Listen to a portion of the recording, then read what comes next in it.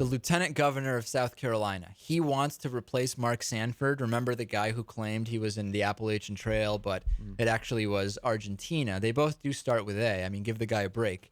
Involved in an affair with a mistress there. It turns out there's a guy who is named, what is his name? Andre Bauer. He wants to replace Mark Sanford as the next governor of South Carolina. He's already making mistakes. And you know what? A lot can be said about the people of South Carolina, and we're on stations in South Carolina. I don't think that saying don't feed the poor, they'll breed is something that's going to go over too well. Take a listen to this. I think we have. My grandmother was not a highly educated woman, but she told me as a small child to quit feeding stray animals. You know why? They never leave. Because they breed. You're facilitating the problem. If you give an animal or a person ample food supply, they will reproduce, especially one that don't think too much further than that. And so what you've got to do is you've got to curtail that type of behavior. They don't know any better. Okay. Incredible, is it not? Don't give poor people food, they will breed. There's a lot of misconceptions going around about poor people, right? I mean, we've heard it before. Even the poor have color television sets and pretty much everything they need. Hey, that's it. And if you feed them, they'll breed. A lot of misconceptions. Right. I don't think this. So this guy, is he replacing? He wants to replace he Mark wants to, Sanford. right. He is vying to replace him as the next governor of South Carolina. Well, I certainly hope after saying something like that, that does not happen. To all of our listeners watching in Clinton, South Carolina on Access 15, I hope you don't agree with that type of thing. I really do. And I get emails from people watching there. Everybody seems very nice and very, very reasonable. I can't imagine that they do. Hey, here's some airport hijinks. We had the underwear bomber. We had a guy on the same flight from Nigeria get sick to his stomach and spend an hour in the bathroom, and that turned a lot of heads. A couple of other things happened. Number one, on a flight going to Las Vegas, a man who seemed to be just not a terrorist but mentally disturbed walked up to the front of a plane and tried to open up one of the doors of the plane. Passengers were able to subdue him. It's not clear exactly what happened. I didn't get the rest of the details on it. And also, a man was caught in an airport. I know this is weird, but he had 44 lizards in his pants. That's odd, right?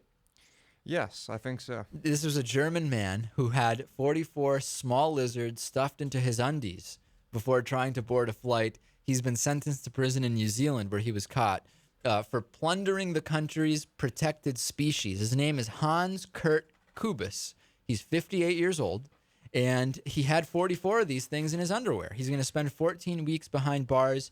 He has to pay 5,000 New Zealand dollars. It's about $3,500 before being deported to Germany as soon as he's released. He was caught by wildlife officials at Christchurch International Airport in December, about to board an overseas flight.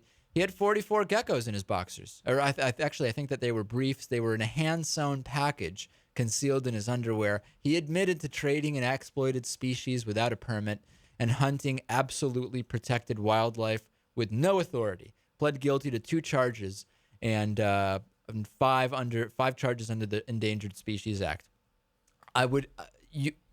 Now I'm not surprised about people putting explosive powder in their underwear.